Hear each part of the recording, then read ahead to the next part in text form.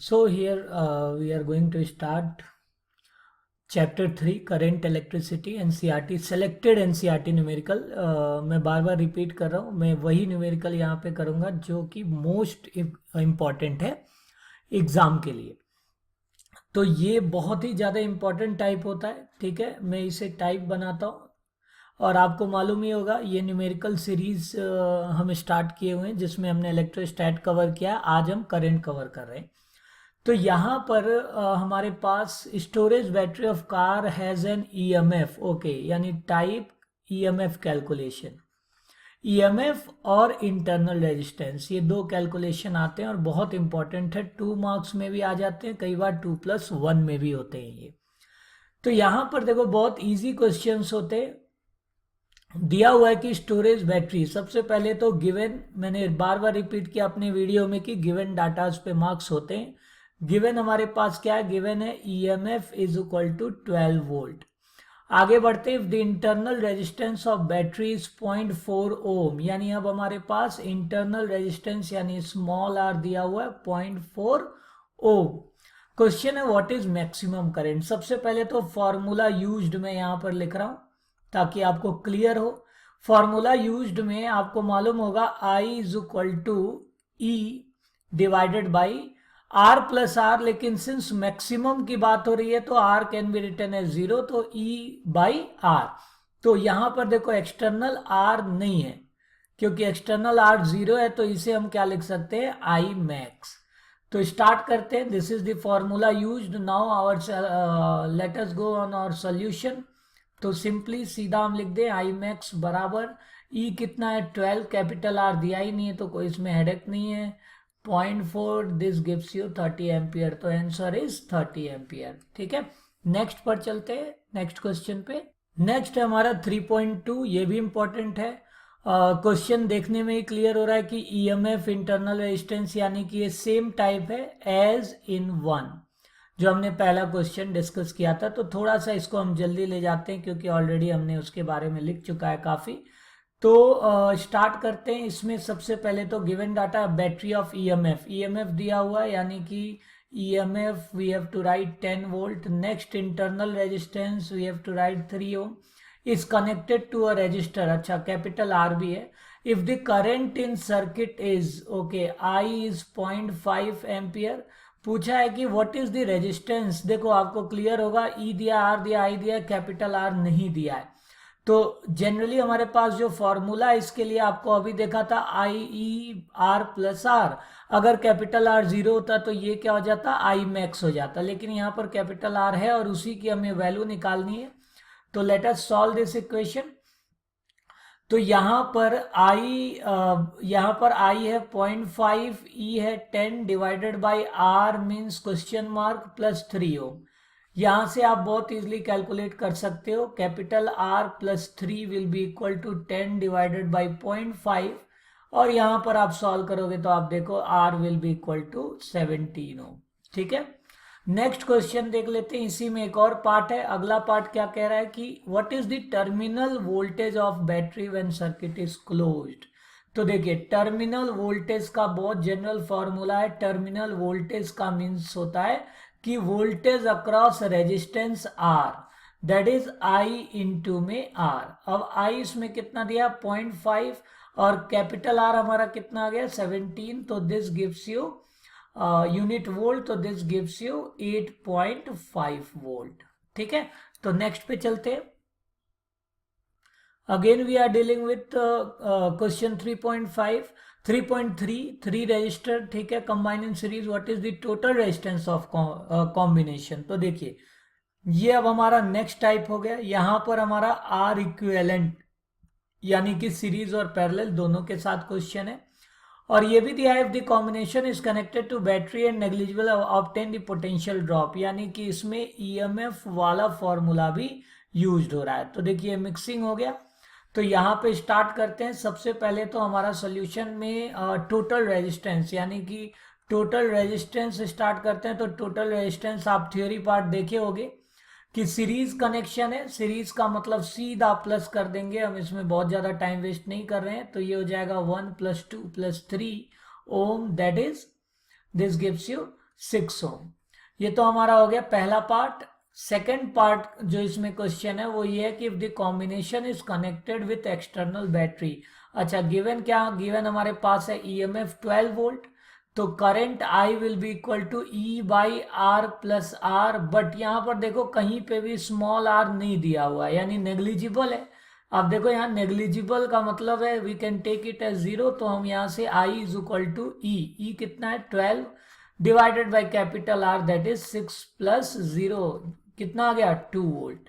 ठीक है, ये तो हमारा करंट आ गया सर्किट के अंदर। थोड़ा सा और इस क्वेश्चन को देखते हैं और क्या ये पूछ रहा है। If they and obtain across each, देखो यहाँ पर अगर हम सिंपली पूछता करंट तो 2 एम्पियर हो जाएगा ये। ठीक है, क्योंकि करंट की यूनिट एम्पियर होती है। तो 1 मिनट में इसको एम्पियर कर देता हूं। ओके, हियर वी गो, यहाँ पे 2 एम्पियर है। अच्छा, इसका अगर नेक्स्ट पार्ट देखें, नेक्स्ट पार्ट क्या कह रहा है कि ऑल्सो अक्रॉस ईच रजिस्टर। तो ईच रजिस्टर में सबसे पहले तो V1 निकाल लो, V1 हो जाएगा IR1। आई होप क्लियर हो रहा होगा, इससे पहले भी हमने टर्मिनल वोल्टेज का क्वेश्चन लगाया था।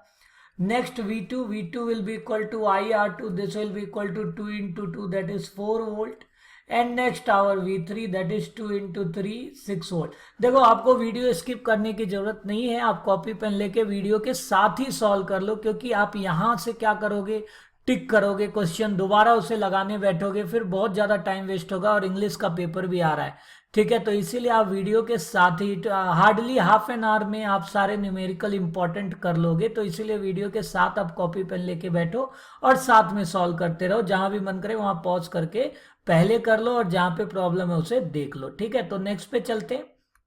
अगला क्वेश्चन हमारा 3.4।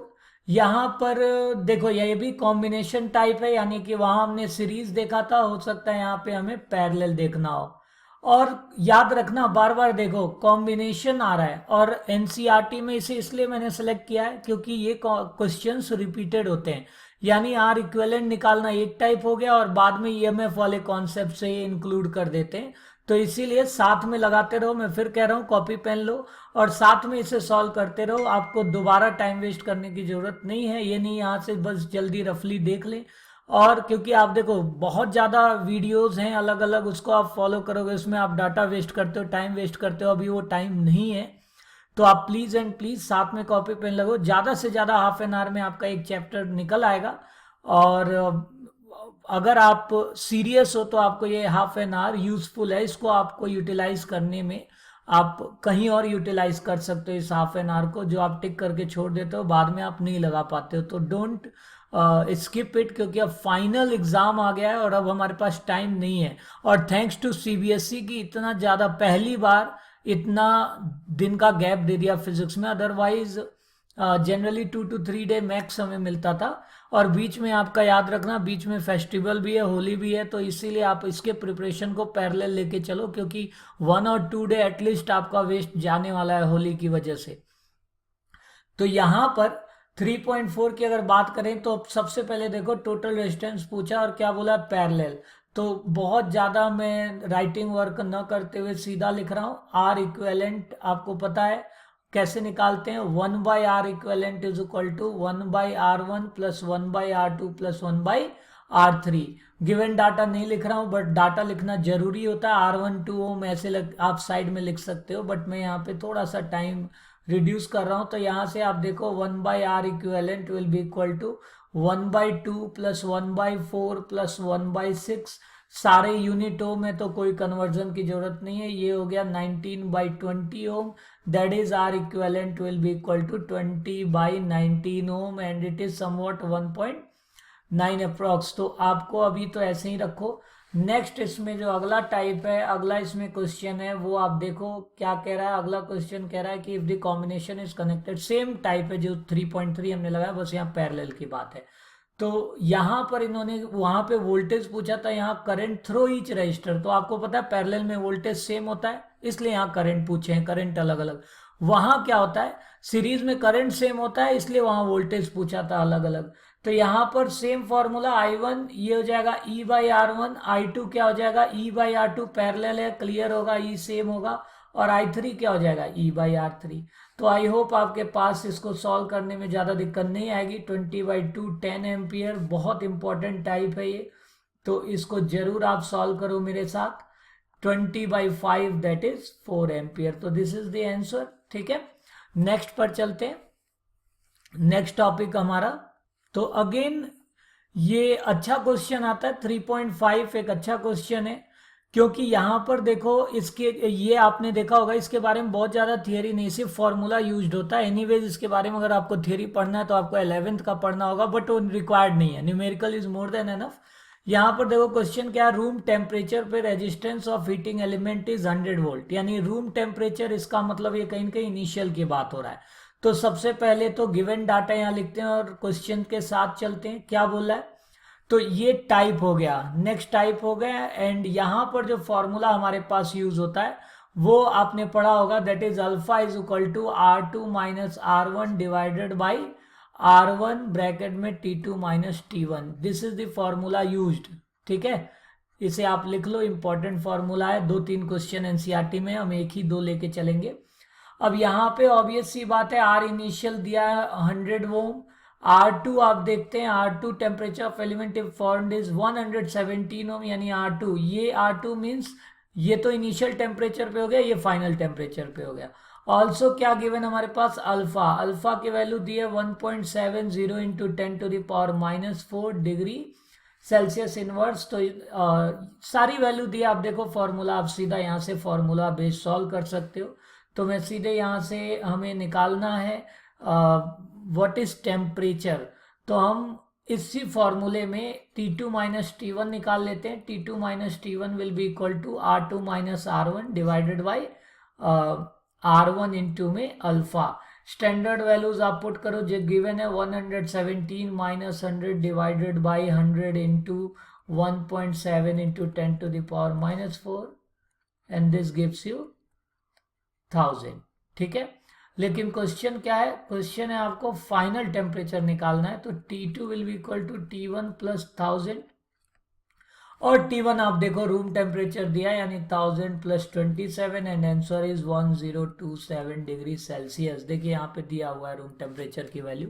ठीक है, तो आगे बढ़ते हैं। इंपॉर्टेंट क्वेश्चन है, मार्क कर लीजिए और सॉल्व कर लीजिए साथ में। अगला क्वेश्चन देखते हैं 3.7। A silver wire has resistance of 2.1 ohm at 27.5 degree Celsius and resistance of 2.7 ohm at 100 degree Celsius. Determine the temperature coefficient of resistivity of silver. ठीक है, किसका पूछा है, resistivity of silver का टेम्परेचर कोफिशियंट आपके पास पूछा हुआ है। ठीक है, तो करते हैं। अच्छा 3.6 मैंने स्किप किया क्योंकि 3.6 भी सेम फॉर्मूला, बहुत इजी है। वहां पर आप रो इज इक्वल टू RA/L लगा लेना, देख लेना एक बार, बट नहीं भी देखते हो कोई दिक्कत नहीं, आप ये वाला देखो। तो ये थोड़ा सा यूनिक टाइप है। यहां पर आप देखो टेम्परेचर कोफिशिएंट, वहां टेम्परेचर निकाले थे 3.5 में, यहाँ आपको अल्फा निकालना है। सेम फॉर्मूला यूज्ड है, alpha R2 minus R1 divided by R1 bracket में T2 माइनस T1। मैं गिवन डाटा नहीं लिख रहा हूं, आपको दिखाई दे रहा होगा। देखो R1 दिया हुआ है 2.1, R2 2.7, तो 2.7 minus 2.1 divided by R1 again 2.1, और आपका T2 कितना है देखिए 100 डिग्री सेल्सियस। तो 100 degree Celsius minus 27.5 degree Celsius, this give you 0.6 into 2.1 into 72.5, और इसे आप सॉल्व करोगे, this will B 0.009394 degree Celsius inverse. ठीक है, तो आगे बढ़ते हैं। इजी क्वेश्चन है लेकिन इंपॉर्टेंट है ये। अगेन देखो मैं 3.8 स्किप कर रहा हूं, ये भी सेम प्रोसेस है, सेम तरीके से आप कर सकते हो। ठीक है, अगला बहुत इंपॉर्टेंट है 3.9। देखो ये बहुत इंपॉर्टेंट क्वेश्चन है, कई बार ये डेरिवेशन के साथ आता है। ठीक है, 3 मार्क्स में भी आ जाता है डेरिवेशन के साथ, और कई बार ये एज अ प्रिंसिपल पूछ लेगा कि व्हीटस्टोन ब्रिज प्रिंसिपल बताओ, और उसके बाद उसके बेस न्यूमेरिकल दे देगा। तो it is again a new type, और इसको हम लिखेंगे व्हीटस्टोन ब्रिज। मैं फिर रिपीट कर रहा हूं, यहाँ पर आप साथ में सॉल्व करते रहो कॉपी पेन से, ये नहीं आप बस टिक कर लिए 3.9 और बाद में सोचोगे मैं लगाऊंगा, ऐसा कुछ भी नहीं है। रीजन है, बीच में होली पड़ेगी, मैं फिर रिपीट कर रहा हूं, तो आप साथ में, बहुत ज्यादा बड़ा वीडियो नहीं बनाऊंगा, हाफ एन आवर में आपका एक चैप्टर कंप्लीट हो जाएगा। और इसके अलावा आपको बस एग्जाम्पल देख लेना एनसीईआरटी के, दैट्स ऑल, आप कवर कर सकते हो। यहाँ पर आप देखो तो व्हीट स्टोन ब्रिज में आपको पता होगा कि सबसे पहले तो हमें सॉल्व करने के लिए यहाँ पर करंट को डिस्ट्रीब्यूट करना होगा। कई बार न्यूमेरिकल में करंट डिस्ट्रीब्यूटेड होगा, नहीं दिया तो आपको डिस्ट्रीब्यूट करो। तो मैं यहाँ बहुत ज़्यादा टाइम नहीं ले रहा, आपको पता है प्लस से माइनस, इसको मैं अगर आई लिया तो यहाँ मैंने मान लिया I1, यहाँ मैंने मान लिया I2, और यहाँ पे मैंने मान लिया I3, और इधर हमने मान लिया I1, क्योंकि I3 जाएगा तो I1 माइनस I3, और यहाँ पर हमारे पास I2 प्लस I3। आप देखो नेट यहाँ पर क्या निकल के आ रहा है I। तो हमारा डिस्ट्रीब्यूशन पहला नियम है। उसके बाद आप देखो आपके पास कितने वेरिएबल है, वेरिएबल 1 2 3 4 वेरिएबल्स है, सॉरी 1। अच्छा I को तो आप I1 प्लस I2 पहले ही लिख दोगे, तो आपका ये वेरिएबल नहीं है। I equal to I1 plus I2, तो हमारे पास 3 वेरिएबल है देखा जाए तो, I1 I2, तो हमें 3 इक्वेशन मोर देन एनफ है सॉल्व करने का।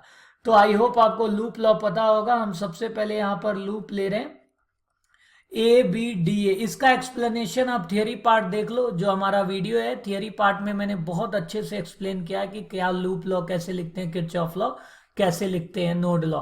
तो इसलिए हम यहाँ पे टाइम ना लेके सिंपली क्वेश्चन सॉल्व करें। तो आप देखो ABDA में अगर आप ध्यान दो तो 10I1 plus 5I3 minus 5I2 will be equal to 0। This will be your equation 1। ठीक है। नेक्स्ट अगर मैं लूप आपका ले रहा हूं BCDB, तो this will be 5I1 minus I3 minus 10I2 plus I3 minus 5I3 is equal to 0। This is your equation number 2। एक और इक्वेशन ले ले रहे हैं क्योंकि 3 वेरिएबल्स है हमारे पास। तो अगला, अच्छा ये देखो ये लूप, आप इसे तो अरेंज वे में लिखोगे, ये स्टेप 1 है, ये स्टेप 2 है। स्टेप 3 में हमारे पास हम ले रहे हैं लूप ADCFG और A। ठीक है। यहां पर देखो एक बार इस लूप में देख लो, ये D है, ठीक है, ये C, इसे आप F ले लो, इसे आप G ले लो, ठीक है, और ABC बाकी तो दिया ही हुआ है। तो अगला हमने लिया है A, ठीक है, D C F G और दोबारा से A वापस से। तो इसको हम सॉल्व किए, ये हो गया 5I2 plus 10I2 plus I3 plus 10I1 plus I2 is equal to 10। और आपको पता है पहले ही हमने ले लिया I equal to I1 plus I2, तो हम इसे क्या ले सकते हैं, I भी ले सकते हैं, ये रिमेंबर रखना। अब मेरे पास ये 3 इक्वेशन है, तीनों इक्वेशन को जब हम सॉल्व करेंगे, तो मैं यहाँ पे टाइम नहीं ले रहा सॉल्व करने का, मैं सीधा सॉल्यूशन लिख रहा हूँ। तो जब आप सॉल्व करोगे इक्वेशन 1 2 और 3 को, ठीक है, तो आपके I1 की वैल्यू आ जाएगी 4/17 एम्पियर, I2 की वैल्यू आ जाएगी 6/17 एम्पियर, और I3 की वैल्यू आ जाएगी -2/17 एम्पियर। अगर माइनस आता है परेशान होने की जरूरत नहीं है, लेकिन आंसर अभी भी ये नहीं है। आंसर उसने पूछा हुआ है क्वेश्चन में कि डिटरमाइन द ईच नेटवर्क, तो आपको हर नेटवर्क में, तो आप देखो IAB, अगर आप ध्यान दो IAB क्या हो गया, I1 के बराबर है, I1 ऊपर दिया हुआ है। IBC किसके बराबर है, तो IBC I1 माइनस I3 के, आप दोनों को माइनस करो, ये 6/17 एम्पियर हो गया। नेक्स्ट की अगर मैं बात करूं IDC, तो IDC आप देखो फिगर के अंदर I2 प्लस I3 के बराबर है, और IAD अगर हम बात करें तो IAD I2 के बराबर है, और IBD की बात करें तो IBD I3 के बराबर है। तो सारी वैल्यूज आपके पास हैं, ठीक है, इनको ऐड करोगे और आंसर लिख लोगे। एक चीज याद रखो, टोटल करंट सर्किट में अगर हम देखें तो क्या हो जाएगा, I1 plus I2। I hope आपको क्लियर हो, कैलकुलेशंस आप कर लो। मैं थोड़ा सा चाह रहा हूं कि आपका ज्यादा टाइम ना लूं, इसीलिए मैं यहाँ पर कैलकुलेशन थोड़े शॉर्ट कर दिया। तो नेक्स्ट पर चलते। अगला अगेन बहुत इंपॉर्टेंट क्वेश्चन है, इसे तो स्किप करना ही नहीं है। मीटर ब्रिज, यानी यहां पर मैं लिख रहा हूं this is a type for meter bridge, ठीक है। ये भी 5 मार्क के क्वेश्चंस में 3+2 के साथ आते हैं, 3 थियरी 2 न्यूमेरिकल, ठीक है, या 1+2+1 में भी आ सकते हैं, याद रखना।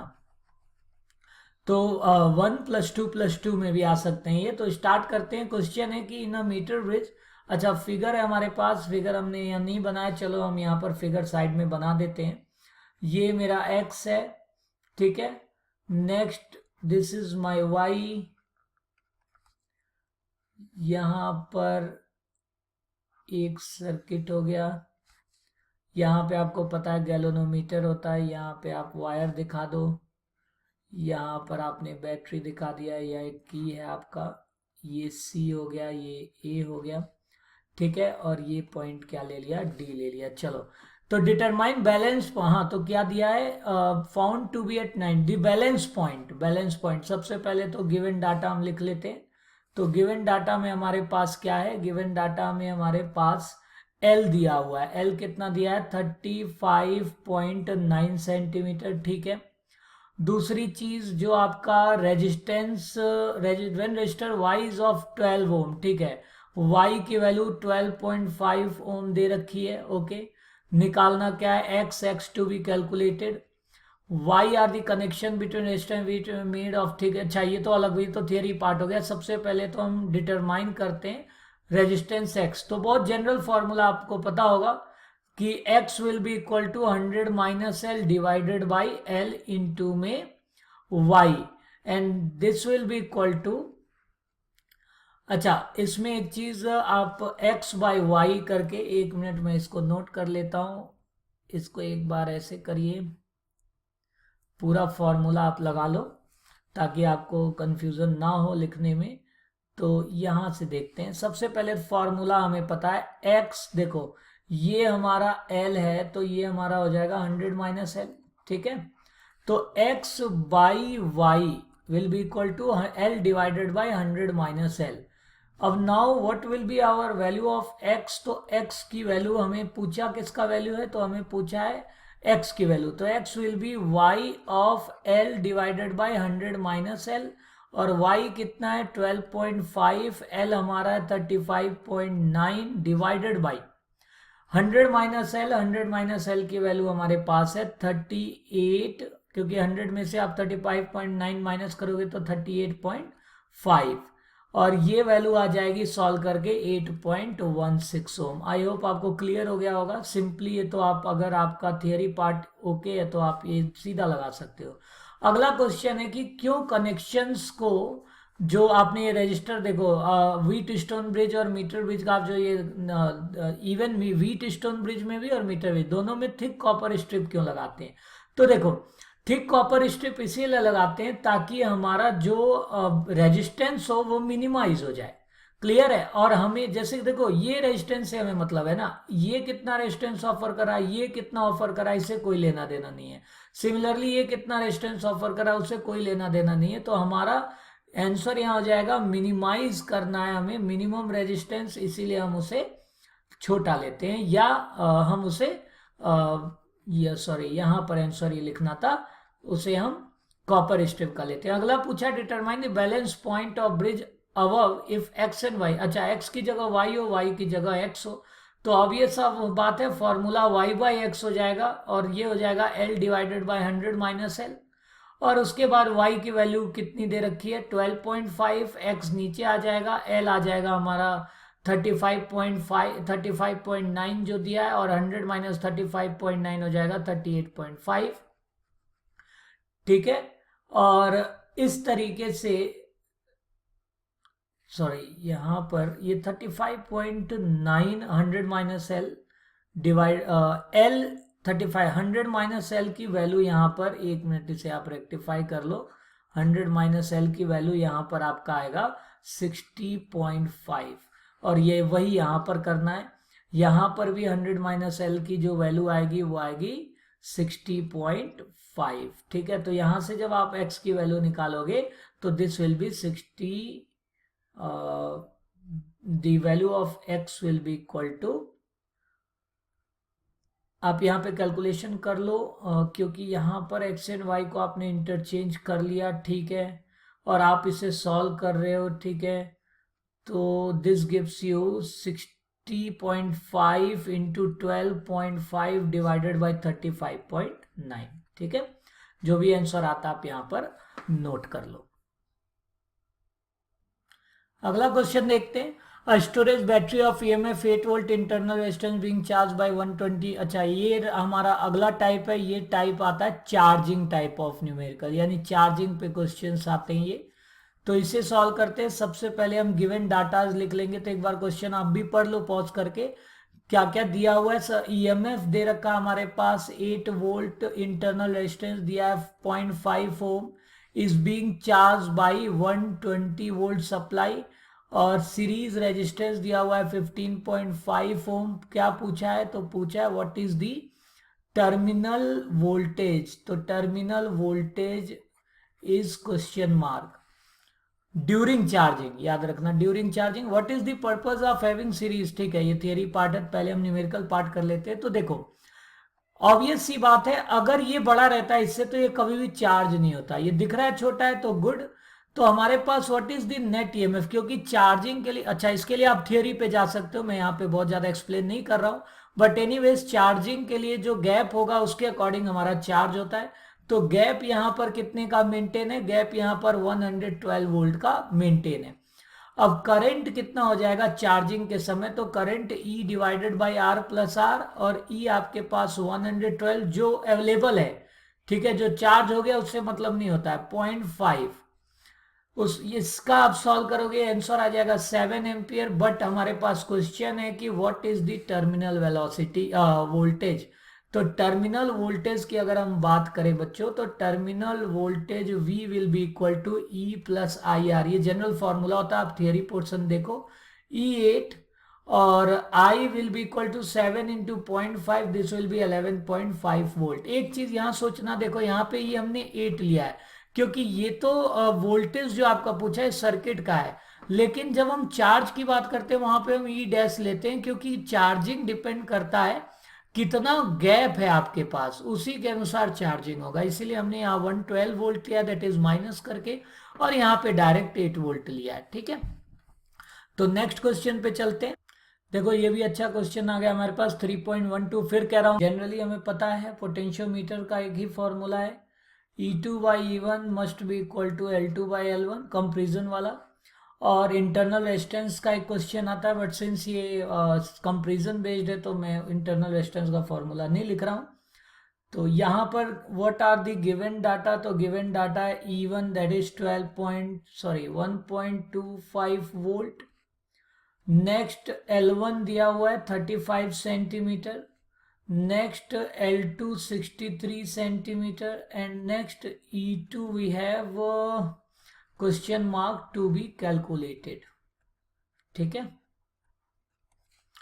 तो ये देखो ये आपके पास फॉर्मूला है। इस फॉर्मूला में अगर हम वैल्यू पुट करते हैं तो what we will get, we will, हमें निकालना क्या है E2, तो E2 हो जाएगा L2 बाई L1 इंटू में E1 that is 63 into 1.25 divided by 35 and this gives you 2.25 volt. ठीक है, तो नेक्स्ट क्वेश्चन पे चलते हैं। और इसका याद रखना इंटरनल रेजिस्टेंस का भी क्वेश्चन आता है, कंफ्यूज नहीं होना, कंपेरिजन का बेस्ड है। मैं देखता हूँ अगर आगे इंटरनल रेजिस्टेंस का है तो वो भी इंक्लूड करता हूँ।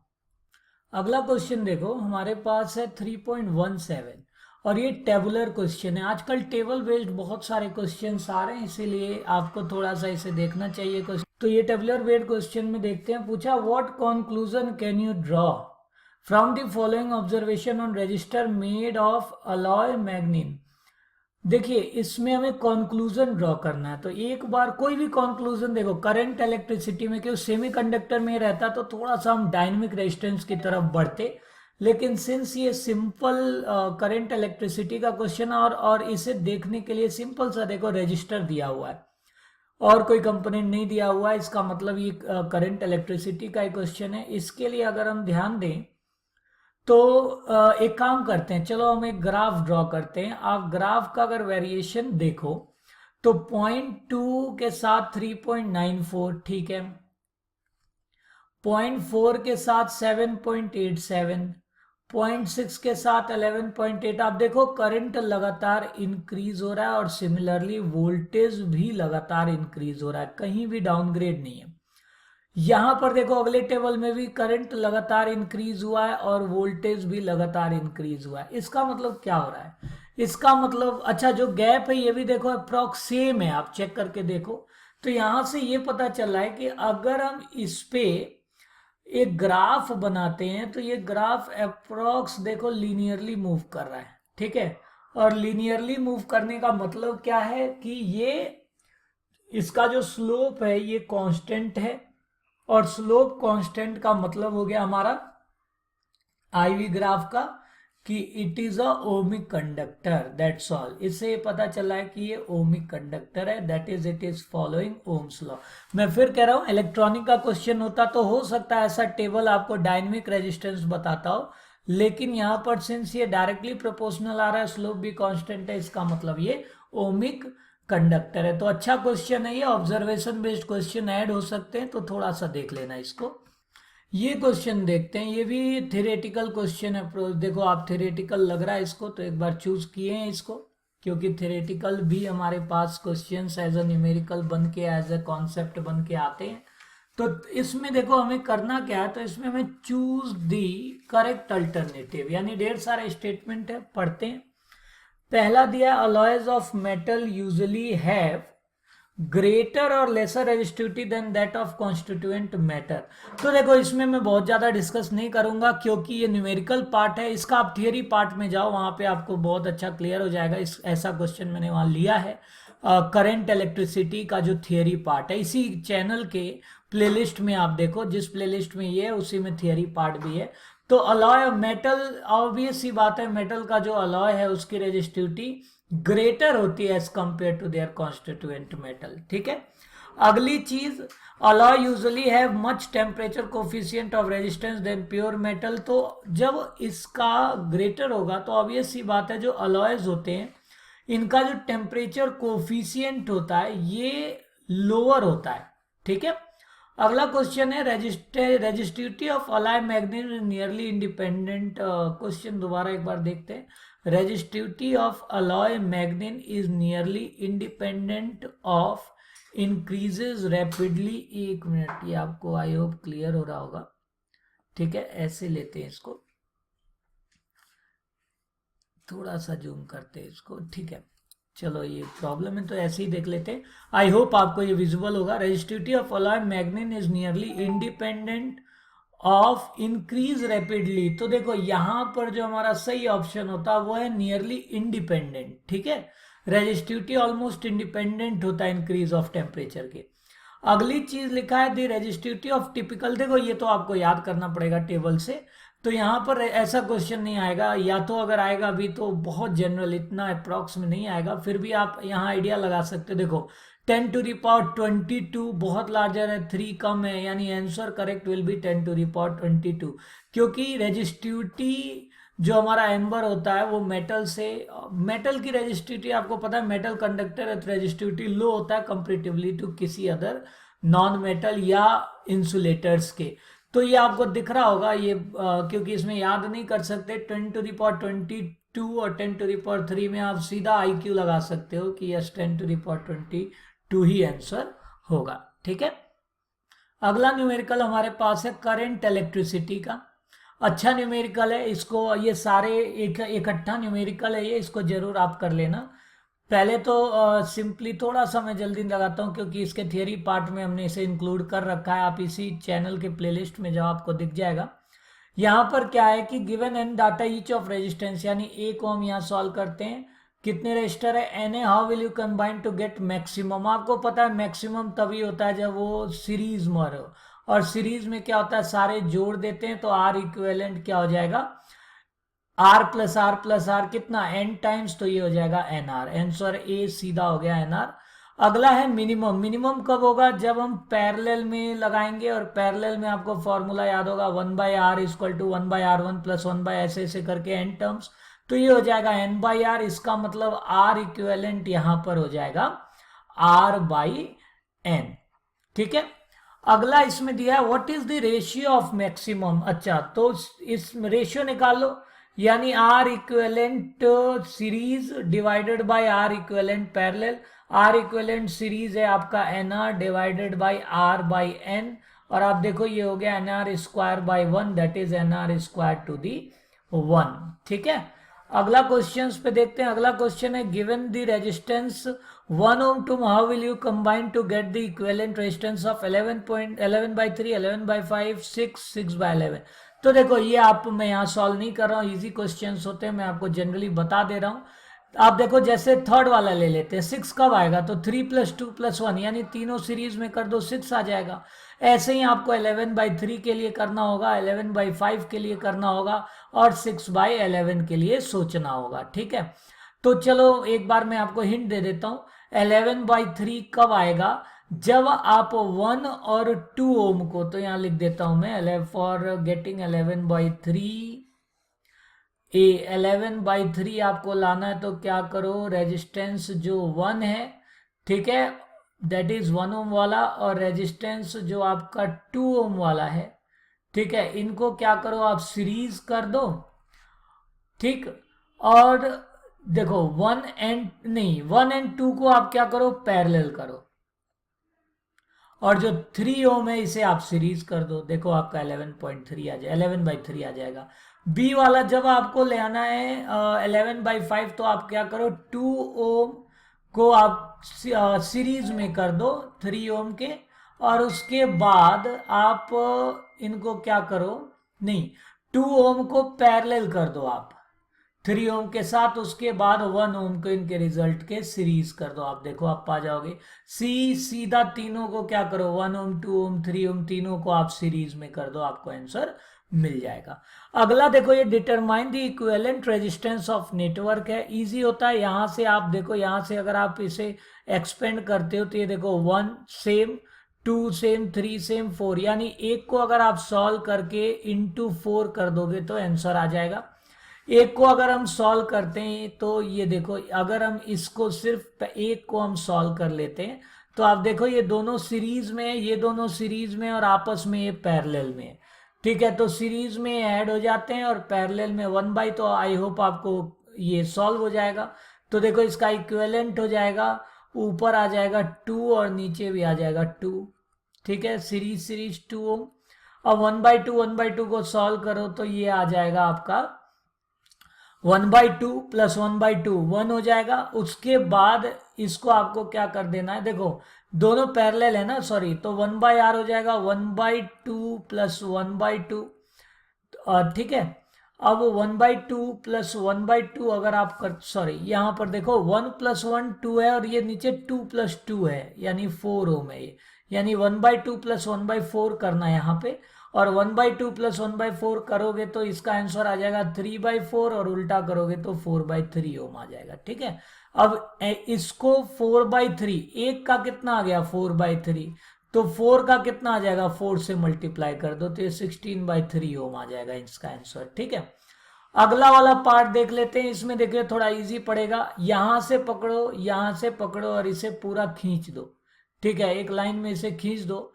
तो जब आप एक लाइन में इसे खींचोगे तो आप देखो आपके पास क्या आ गया, सारा सीरीज आ गया, देख रहे हो। तो 1 2 3 4 5, यानी कि r + r + r + r, और आंसर आ जाएगा 5r, ठीक है, क्योंकि सीरीज में सारा जुड़ जाता है। तो आई होप आपको ये क्लियर होगा, ठीक है। तो इसे करो और सब्सक्राइब करो चैनल को, याद रखना। अगला आपको मैं बता दूं, सिंस मेरा टारगेट है वीडियो छोटा करने का, तो मैं एक और टॉपिक, एक अच्छा और टॉपिक करूंगा और आपको पोटेंशियोमीटर्स के भी न्यूमेरिकल यहाँ पर सॉल्व करने हैं। लिख लो टॉपिक 3.22 और 3.23 और 3.24, बिल्कुल नहीं छोड़ना, पोटेंशियोमीटर के अच्छे क्वेश्चंस है। एक और मैं टाइप आपको यहाँ करा देता हूँ, और उसके बाद वो वाला मैं ट्राई करूंगा दूसरे पार्ट में लेने का, बट आप खुद से भी कर सकते हो 3.22, 3.23 और 3.24, ठीक है। एक ये क्वेश्चन देख लेते हैं, ये भी बहुत एक आध बार पूछा है और इम्पोर्टेंट क्वेश्चंस में आता है, और ये हॉट्स में भी आ सकता है, हाई ऑर्डर थिंकिंग क्वेश्चन में। इसे बोलते हैं इनफाइनाइट सीरीज क्वेश्चन, देखो ये इन्फिनिटी तक हो सकता है। अब आपको निकालना है, इसमें करंट ड्रॉन निकालना है, ईच ऑफ रेजिस्टेंस दे रखा है, और करंट की वैल्यू आपको निकालनी है। तो करंट तभी निकालोगे जब आपको इक्विवेलेंट रेजिस्टेंस पता चल जाए, ठीक है। अब इक्विवेलेंट रेजिस्टेंस आपको अगर इसमें निकालना है, तो एक बात बताओ, अगर इन्फिनिटी में हम बहुत छोटा रेजिस्टेंस और ऐड कर दें तो कोई फर्क पड़ता है क्या, नहीं पड़ता है ना। सेम कॉन्सेप्ट यहां पर करना है, बहुत क्लियर रखो। ध्यान दो, माना कि ये जो इंफिनिटी वाला सारा पार्ट है ना, ये मान लिया हमारा एक्स हो, एक्स रेजिस्टेंस हो, यानी कि यहां से, ध्यान दो, यहां से इस सर्किट को मैंने ब्रेक कर दिया, ये सारा एक्स मान लिया, ठीक। और बचा क्या हमारे पास, तो बचा हमारे पास 1 ओम, और यहां बचा हमारे पास 1 ओम, और यहां बचा हमारे पास 1 ओम। अब एक बात आप बताओ, ये पूरा एक्स है, इसमें इस वाले पोर्शन को अगर ऐड करेंगे तो क्या बहुत ज्यादा डिफरेंस आएगा? नहीं आएगा। यही कॉन्सेप्ट यहां करते हैं। माना कि इसका जो रिजल्टेंट हो वो किसके बराबर हो, एक्स के ही बराबर हो जाए। याद रखना, जो रिजल्टेंट हो वो किसके बराबर हो जाए, एक्स के ही, क्योंकि ये छोटे हैं, इनसे कोई लेना देना ज्यादा है नहीं। तो इसका अगर मैं रिजल्टेंट निकाल दूं तो आप देखो, ये सीरीज हो गए, ये फिर आपस में, उसके बाद ये दोनों पैरेलल हो गए। तो अगर आप इसको मैं मान लो लिख दिया ए, और इसको लिख दिया मैंने बी, तो यहां से resistance between A and B क्या आ जाएगा, तो देखो, this will be equal to X into 1 divided by X plus 1, ये हो जाएगा x divided by X plus 1। और सिमिलरली ये पॉइंट आपका P है, ये पॉइंट Q है, तो रेजिस्टेंस बिटवीन P Q क्या हो जाएगा, तो ये हो जाएगा 1 plus x divided by X plus 1, ठीक है। अच्छा, एक और x है, एक वो और 1 है, देखो ये भी 1, ये भी 1 है, तो दोनों को हम जोड़ दिए, दोनों सीरीज में ही है, ये हो जाएगा 2 plus x divided by X plus 1। अब ये हमारा दोनों का पी क्यू का हमारे पास रेजिस्टेंस आ गया। अभी मैंने बताया ये बहुत ज्यादा डिफरेंस पैदा नहीं करेगा, इसे हम किसके बराबर कर दें, इसको आप x के ही बराबर कर दो, क्योंकि ये तो इसका नेट निकल गया, इतने पोर्शन का ये नेट निकल गया, लेकिन इनको आप किसके बराबर कर दो, x से। तो ये हो जाएगा 2x divided by X plus 1। यहां से आप देखो एक क्वाड्रेटिक इक्वेशन बन जाएगा जो कि इक्वल हो जाएगा X square minus 2x minus 2 is equal to 0। ये फैक्टराइजेशन से सॉल्व नहीं हो रहा है, तो हम इसे under root B square minus root 4ac, under root minus B plus minus root of B square minus 4ac by 2a वाले फॉर्मूला से पुट कर देते। तो ये हमारा आंसर हो गया, ठीक है। अब सिंस नेगेटिव वाला ऑप्शन नहीं लेंगे, पॉजिटिव ही लेंगे, तो ये हो जाएगा 1 प्लस रूट 3 की वैल्यू आपको मालूम ही है, सॉल्व कर दोगे तो ये हो जाएगा 2.732 ओम। अब आपके पास देखो पूछा है करंट, करंट आपको पता है EMF divided by total R, EMF कितना दे रखा है 12 वोल्ट, और अच्छा total R plus small R, और ये वाला कैपिटल आर आया 2.732, और स्मॉल आर इन्होंने दे रखा है यहाँ पे 0.5, तो 0.5 ओम। यहाँ से आप जब इसे सॉल्व करते तो हो जाएगा 12 divided by 2.7 plus 0.5, that is 3.69 और 3.7 एम्पियर, ठीक है। तो अच्छा क्वेश्चन था। एक चीज और नोट कर लो आप यहाँ पे, जो साथ में इसके अलावा आपको क्वेश्चन लगते हो, कि मैंने पोटेंशियोमीटर का एक टाइप आपको बता दिया, और मेरा ये वीडियो बढ़ा जा रहा है, तो मैं दो वो क्वेश्चन और वो भी इम्पोर्टेंट है, तो वो भी मैं आपको बताना चाह रहा हूँ, तो आप यहाँ पे नोट कर लो, वो भी आप कर लेना। एक तो आपको करना है 3.22, जो कि बहुत इंपॉर्टेंट है। अगर आपको डाउट हो कमेंट करो, मैं उसे भी इंक्लूड कर दूंगा, उसका भी एक्सप्लेनेशन। और एक आपको करना 3.23 और 3.24, इन तीनों को जरूर कर लेना, ये पोटेंशियोमीटर टाइप के न्यूमेरिकल हैं, ठीक है। और उसके अलावा फिर आपको और कोई बहुत ज़्यादा हेडेक नहीं लेनी है, हमने ऑलमोस्ट सारे क्वेश्चंस कवर कर लिए हैं, ठीक है। तो सब्सक्राइब करो, अपने दोस्तों को शेयर करो, और फिर कह रहा हूँ मैं, बीच में फिजिक्स के बीच में जो गैप आएगा उसमें आपका फेस्टिवल भी है, तो वहाँ पे आपके कुछ टाइम वेस्ट होंगे, तो यहाँ साथ में आप इसे सॉल्व करते चले जाओ और अपने दोस्तों को भी बताओ। और मैंने एक व्हाट्सएप ग्रुप भी क्रिएट किया है, नीचे देखो डिटेल में दिया हुआ है, आप उसमें उस फोन नंबर पे आप अप्लाई करो, मैं आपको उस ग्रुप में ऐड कर लूंगा। और ऐसा नहीं है कि सिर्फ 12th तक ही है, ये कॉन्सेप्चुअल फिजिक्स इंडिया का विजन है कि क्लास 6 से लेके आईएएस तक के लेवल के फिजिक्स, यानी एमटेक बीटेक सारी चीजों को हम इंक्लूड करेंगे। सिंस अभी हमने स्टार्ट किया इसे फैब में, तो अभी अपडेटेशन इसकी अपडेट कर रहा हूं मैं, ठीक है। तो आप इसे सब्सक्राइब रखो और कॉन्टिन्यूअस वॉच करो, ये आपको एग्जाम के बाद आईआईटी का एग्जाम आएगा वहां भी हेल्प करेगा, आप नीट प्रिपेयर कर रहे हो वहां भी हेल्प करेगा, आप ड्रॉप कर रहे हो तो भी हेल्प करेगा, ठीक है। और व्हाट्सएप जो ग्रुप है उसमें कई ऐसे स्टूडेंट भी मैंने ऐड किए हैं जो आईआईटी में हैं इस समय, तो वो भी आपको हेल्प करेंगे। और नीट के भी उसमें ऐसे भी बच्चे जो एम्स में हैं, तो एक अच्छा सपोर्ट मिल जाएगा आपको, एक अच्छा बेस मिल जाएगा।